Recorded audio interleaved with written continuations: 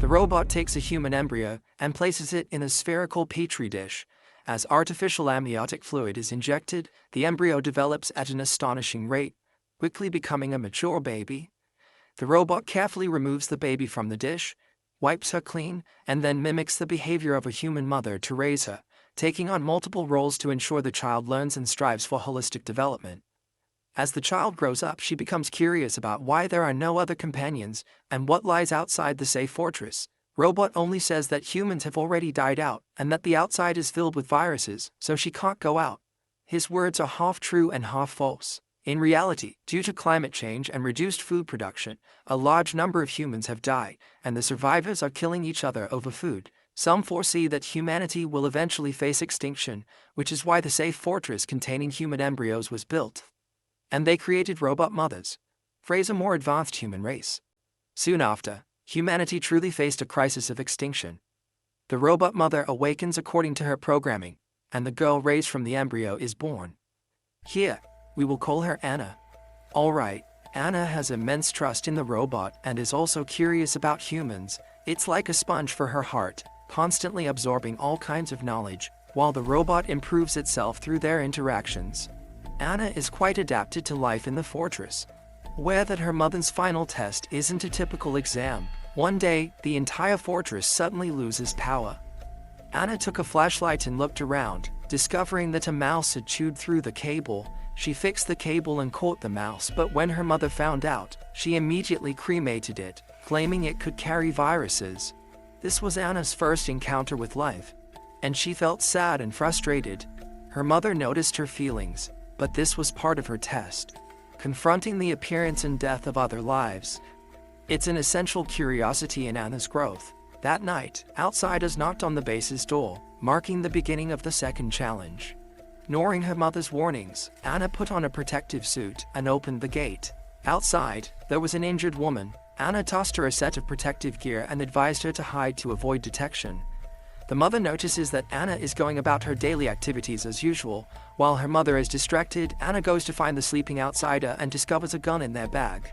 To keep it safe, Anna takes the gun. She is incredibly curious about this person. Her mother always says that the outside world is full of viruses, but it seems like there are still people alive. Anna hides the outsider in a secret place and then sneaks off to get some medicine, hoping to help treat their wounds. But the mother discovers signs of the outsider and starts searching everywhere. The outsider is a bit surprised to see the robot, and when Anna arrives with the medicine, she demands that the outsider return the gun.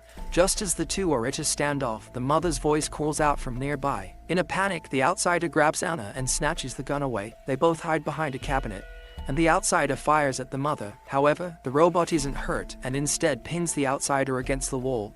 Anna stops her mother's actions and pleads for the outsider to be given quarantine treatment. In the end, the robot agrees to her request. Unable to hold back, Anna questions her mother, asking if she already knew there were people outside. The mother replies that she is just following procedures and that she will only activate once humanity is gone. Perhaps that's true. The design of the believer is flawed, which caused him to awaken early. Despite being filled with doubt, Anna still chooses to trust her mother. That night, she secretly rummages through the outsider's bag and finds a book filled with various doodles, including a drawing of a little boy. Anna takes the book to find the future person and asks if the boy is still alive. But the future person's attitude is very poor. She tells Anna that she knows nothing about the outside world. The robots are capable of slaughtering infants and burning down villages. They are truly capable of all kinds of evil. Anna doesn't know whether to believe this, so she goes to her mother for information, but her mother says that since she was born, she only remembers this safe fortress and has never been outside. Because the outsider refuses to accept treatment from the robots, the infection in his wound is very dangerous. Anna decides to help treat his gunshot wound in the hip and needs to quickly remove the bullet. But the outsider is unwilling to accept anesthesia. He doesn't want to be unconscious in a strange environment. Anna can only replace the future person and let out a heart-wrenching cry when he trusts her. After Anna removes the bullet, she can't help but run over to vomit while her mother watches from the side. Realizing that her child is indeed very capable, once the outsider wakes up, his attitude softens. Anna mentioned the fortress is well stocked and she and her mother could help. Outsiders don't trust robots. Robots discovered them, and after the outsider was shot, she ended up at the fortress. Anna's mother interrupted, calling Anna outside and saying the bullet in the outsider matched one she shot. The outsider was hurt by her own kind. Soon it was time for Anna's assessment, and she achieved unprecedented results. Her mother could use her as a model for the next human. Her heart tipped towards her mother, so she questioned the outsider about being hurt by humans. The outsider asked if she compared the bullets. Money has never used this kind of gun. That outsider was hurt by her own kind. Anna felt even more confused. Soon it was time for her assessment, and Anna achieved great results. Her mother gave her a gift. As Anna grew perfectly, her mother could use her as a model. Anna selected an embryo. 8. Her heart leaned towards her mother. The outsider asked if she compared bullets. As she was gradually growing, the balance in her heart tipped once again towards her mother. So she went to question the outsider about whether they were hurt by humans, but the outsider asked her if she had personally compared the bullets. Anna had never doubted her mother. But that night he sneaks out and finds his mother's mechanical hand, which she had removed while treating a gunshot wound. He uses its access to open the safe and compares the bullets taken from the outsider's bodies with those taken from his mother. Their calibers are completely different. Anna doesn't understand why her mother would lie, and while searching for the bullets, she can't help but open other safes. The information inside reveals that besides Anna, the fortress has raised 2 other humans. The information on the second girl says demon vehicle, but Anna goes to the incinerator and finds a piece of a human jawbone inside. Anna realizes that the second girl didn't die at birth. She was actually burned to death by her mother. At this point, Anna is no longer conflicted and decides to follow the outsiders to escape the fortress, but she can't just leave the newly cultivated baby behind. By tomorrow, it will be fully formed, so she plans to take her brother with her and then come back to save the other embryos. At this point in the story, it's important to explain that, as an advanced robot, the mother wouldn't carelessly leave her mechanical hand out in the open. She intentionally left clues for Anna. This was all part of her test of humanity, unbeknownst to Anna.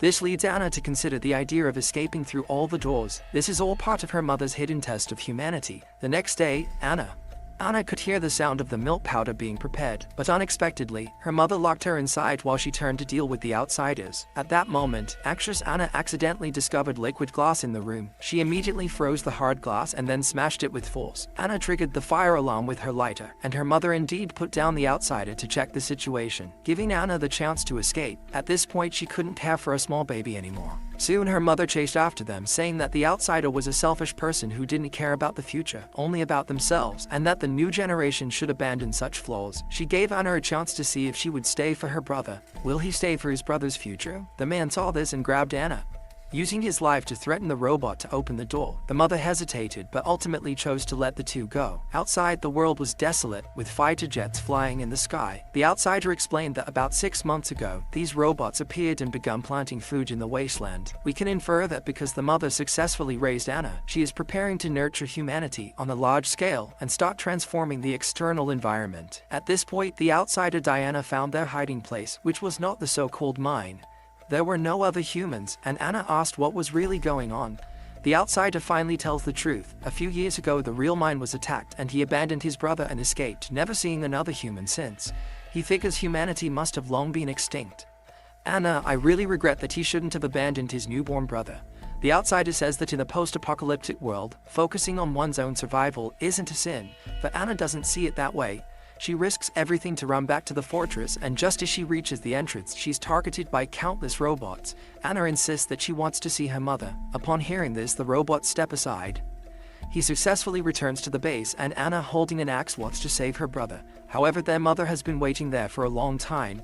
She tells Anna to put down the axe, and explains that the robots outside exist only for security and won't harm you unless you're one of the inhumane former humans.